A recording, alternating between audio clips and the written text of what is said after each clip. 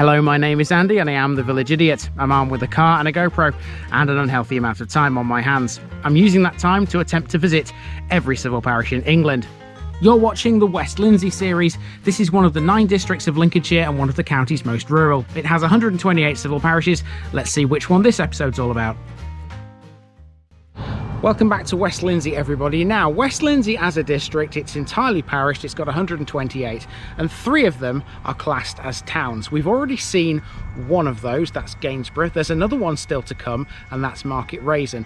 This one is the 3rd of the 3, and don't call this one a village. This is definitely a town. People around here are proud of that fact, and that town is called Caistor.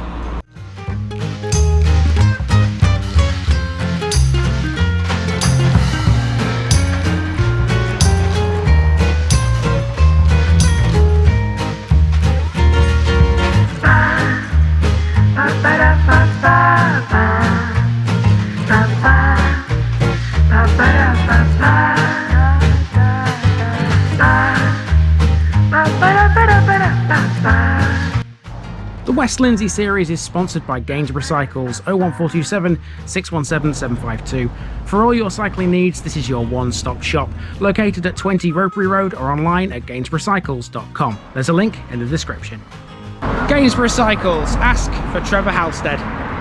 Here's my disclaimer for people who may be watching me for the first time. I say things as I would in my native accent and dialect.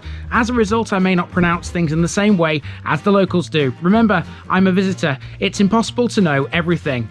Leave me a comment, spin me a like and bash that subscribe button. Let's get to today's parish video.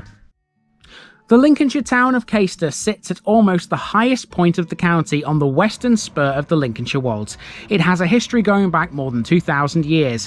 One of the most important conservation areas in the whole of West Lindsey, it's a community justly proud of its heritage, boasting a heritage trust, a civic society and an arts and heritage centre.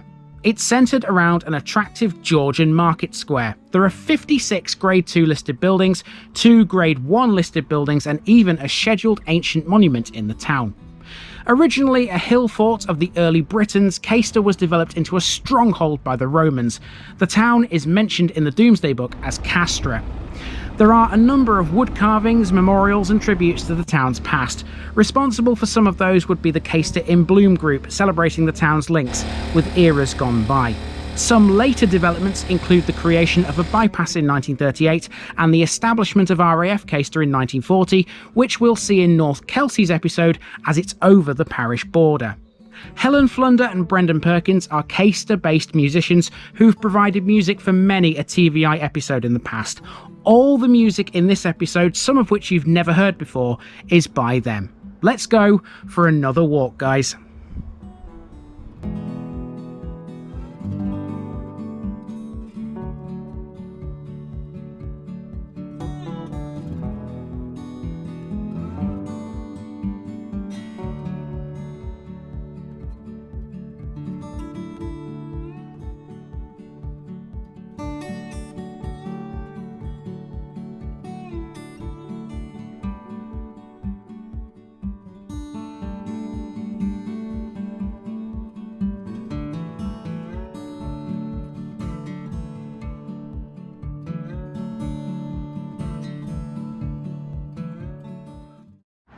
Hold on to your hats, people. This is a whistle-stop tour of Caistor. It was supposed to be longer than this, but as I was feeling a little unwell, most of my pieces to camera have been cut out. We start on Brig Road, also known as the A1084, and straight away we're into the landmarks. First up is Caistor Sports and Social Club. This describes itself as a friendly, warm environment which caters for cricket, football, tennis, bowls, darts and dominoes, and also private functions. Here we have Caistor's Lawn Tennis Club. There are 2 courts which were resurfaced in 2020. There's a decent sized play area and a skate park here as well. Keep a lookout as we walk around for all the lovely floral displays. A 74-year-old man named Michael Galligan looks after them all, a task that takes 10 hours a day for no payment whatsoever. Well, make no mistake about it, Caistor is a big place. It's a long old route this, so the sun hat is on. It's quite fresh at the moment, but I don't know what it's going to be like when I'm finished. This should take me about 2 hours to walk around the whole town. So yeah, wish me luck. North Kelsey Road now, and this shop is Caistor Farm and Garden Machinery. They've been going strong for some 20 years now. It's an about turn here and off down a footpath. This is the only part of the route I was a little sketchy about during research. This brook around the back of North Kelsey Road is known as the Mill Brook. Check out that crystal clear water. It runs alongside this small play area known as Millie's Field. Who Millie is or was, I have no clue. I'll leave it up to you guys, the locals, to fill me in on that one. Over the road is Caistor Fire Station. Fire is synonymous with Caistor's history. In 1681, a disastrous fire ravaged the town centre. Only one building survived that fire, the Sessions House. Hopefully it won't happen again, but with this close by, I'd feel safe. Next door is the Abbey Veterinary Centre, whose main practice is in Grimsby. Anyone who's watched the Crowle and Eland episode of North Lincolnshire will know that at one point I planned a part of that route and I couldn't remember why I'd actually gone down there. Well, it's the same story here in Caistor. For some reason I've put a little part of the route up here following this road and then turning around back on myself, and I can't remember why, so I suppose I'll find out when I get there. Ironically, it ended up being pretty much the same thing as in that episode. Well, minus the old railway line, that is. Caistor Cemetery is what I'd marked on the map.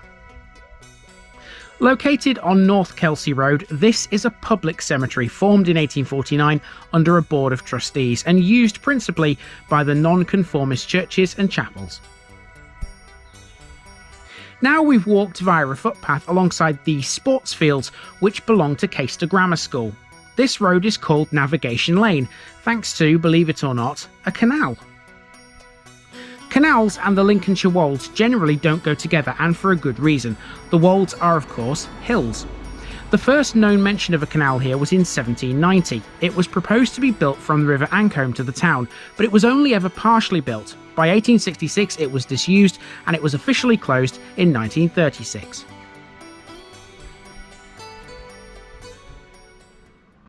So I thought for a moment we'd been transported to Nottinghamshire. This kind of bus stop is what we're used to seeing in Bassetlaw in Newark and Sherwood, isn't it? Wooden. But yeah, there's one here in Caistor, looking quite nice. And as I mentioned earlier, there are flowers everywhere. There's even some here at the bus stop. Caistor's looking pretty. After walking up Nettleton Road, we're at a junction where one street goes downhill and the other rises above it. The latter is Southdale, where we have Caistor's old primary school. The schoolhouse dates from 1859, which is nothing out of the ordinary, but what is unusual is what this would become. More on that in a second. Built into the hillside we have the old fire station. It dates from 1869 and once housed a horse-drawn fire tender. Since closure, it's been used as a number of things, including a mortuary and a store. In and around Caistor there are plenty of natural springs. This is one of them, called Pigeon Spring. A little later we'll be checking out a similar feature called Cipher Spring. Overlooking both of these landmarks is a carved horse's head. That right there is Bob, the horse who used to pull the fire tender. That's a nice touch. So here there's a handy map which shows you just how extensive the Lincolnshire Wolds are. We've really only just begun our journey through them because we're here in Caistor and we've covered pretty much everything from up here, almost up here, now down to Caistor, but you can see how much more there is still to go. All of this is the Lincolnshire Wolds, everywhere around Louth and Horncastle, even down as far as Spilsby, which is quite a long way away from here. There's still quite a bit of the Wolds to cover on the channel yet. This path, called Boys Hill, takes us back up to Southdale and to the school again. In 1957, the school, which was a Church of England establishment at that time, would merge with a Methodist school. The result was a new building which can be found next door. This was the very first joint C of E and Methodist church in the country. How about that for a claim to fame? Southdale then passes a service station on the left, and at the end of the road is the town's police station. The A46 Caistor bypass runs around the back of this. After a left turn down South Street, we see Caistor Park next. Smaller than the sports field, but still well used by the locals. Parks and open space are two things Caistor has plenty of. At the top of Mill Lane now, we have a 19th century ornamental brick round tower. Inside is a brick turning stair. This castellated structure is a garden folly belonging to nearby Tower House. Every time you see a street name which involves the word rope, be it rope walk or ropery, that tells you that the place used to manufacture rope. Now we're on North Street and at the front of the Town Hall. This was built in 1887 to celebrate Queen Victoria's Golden Jubilee. It was opened by the Countess of Yarborough. Finally, a parish notice board. In truth, there were plenty around Caistor, but to be honest, this seemed to be the best one to opt for. Mark it off, people. That's now exactly half of West Lindsey complete. Outside the main doors, we have a toilet block, handily placed halfway around the route. This was needed, so it's good to know my route planning is as good as ever. One of Caistor's main shops is a large Lincolnshire co-op food store. This has an interesting backstory. Note the white building at the end forming part of it. That's the former Talbot Inn. Opposite this and on the side of the town hall is a Roman centurion wood carving commissioned by Caistor in Bloom. Here's a special section on how and why the two things are linked together. The music for this section is a song called Spirit of the Talbots, written and performed by Helen Flunder, referring of course to the former pub.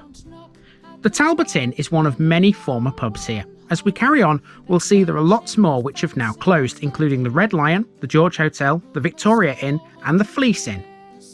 The Talbot Inn is the oldest inn in Caistor, dating back to 1642. The Lindsey show, the forerunner to the Lincolnshire show, was held in the grounds in 1800, 1804 and 1808. When the co-op was built on the site of the Talbot Inn, archaeologists found 46 sets of human remains, including whole skeletons, and believed the spot to be a 4th century Roman cemetery. A few were removed for examination, but most were left undisturbed.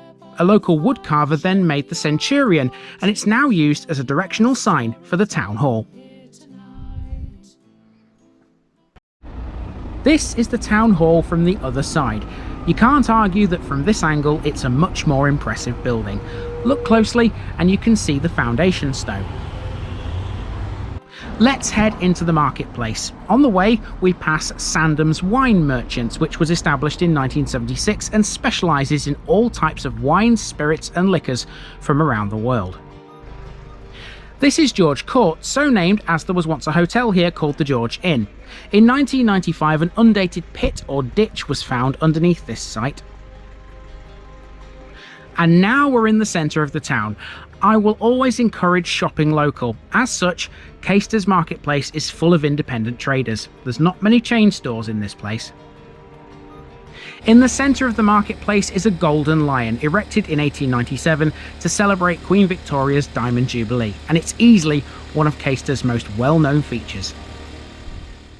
So we are in the marketplace, which is there, and my route goes up here, past the post office, back onto Brig Road, past the old police house, the Methodist Chapel, Catholic Church, back to this corner here, so it's just like a big circle, and then I'm going down past the Sessions House, past the Arts and Heritage Centre and the Cypher Spring, up this footpath, past the church, to the grammar school, to the Congregational Chapel, and then back up Chapel Street to head back to where I parked the car earlier.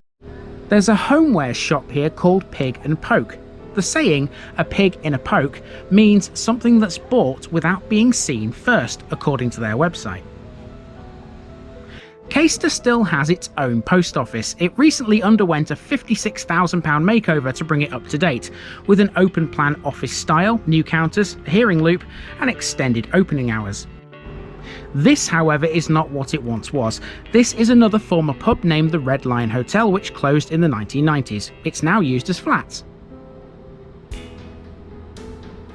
Back on the high street, check out the amazing Georgian frontage of Holly House, owned at one time by the Dixon family of nearby Holton Le Moor. It's now a dental surgery. We've seen the current police house earlier, and here we have the old police house on Chapel Street.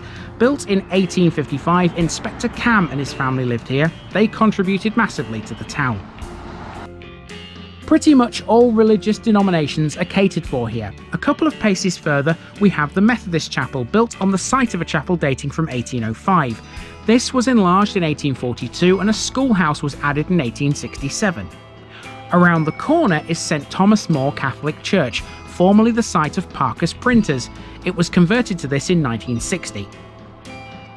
Now we're back at the marketplace. I cut a piece out here, so I'll tell you about it.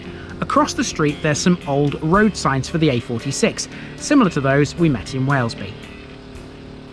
On Buttermarket we find the town's war memorial. Funded by Caistor residents, it was dedicated on August the 18th, 1920, and it was later added to after World War II.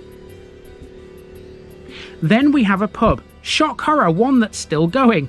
The White Hart is a traditional English free house, which also offers, according to its website, luxury accommodation.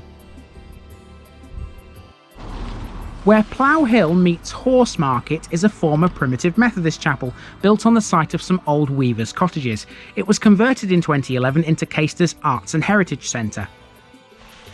Fountain Street next, and this is Cypher Spring, the largest of the springs in the town. Not far from here is the site of an old brewery. That makes sense. Crystal clear water makes fine beer. Up the footpath, here's the Roman Wall, the only physical remains of Roman Caistor which can still be seen. Caistor's Roman settlement is believed to be a sister site to a similar one in Horncastle. That brings us to the church. St Peter and St Paul's has Anglo-Saxon origins. Legend has it that Simon the Zealot was crucified here. I did go inside and explore it, but it's another piece that had to be cut. Its most notable features are some medieval tombs and something highly unusual called the God Whip.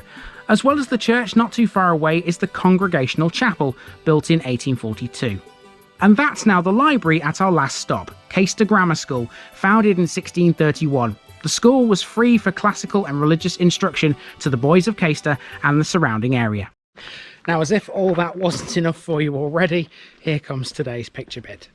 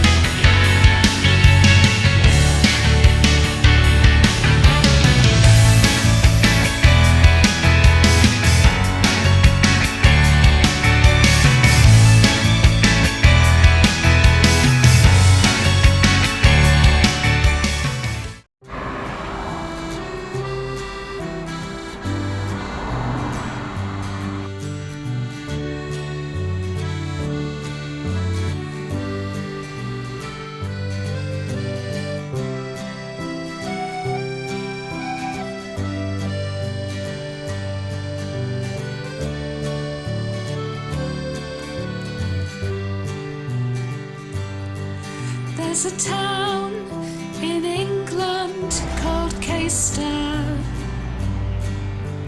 Caistor in old Lincolnshire. And in that town of Caistor is a street that I love dear. There was MSPs and walkers, boot and shoe repairers. Clocky Harrison, the town crier, he sometimes used to scare us.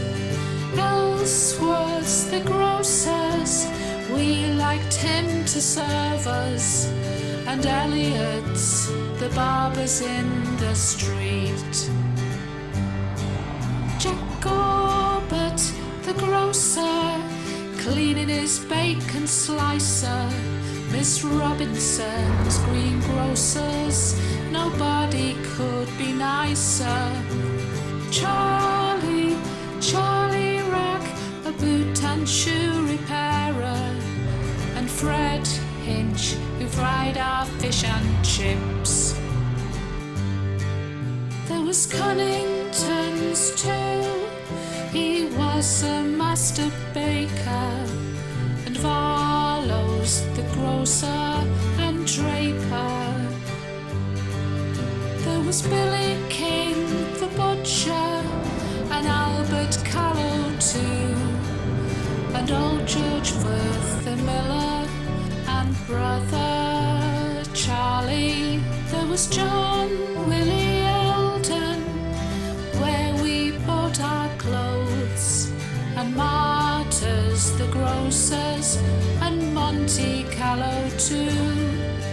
The Georgian, the White Hart, and Tommy Lord the plumber, and South Street Park, where we played all summer through. There's a town in England called Caistor, Caistor in old Lincolnshire. There's no one left, the shops have gone, but memories live on in a street that I love dear.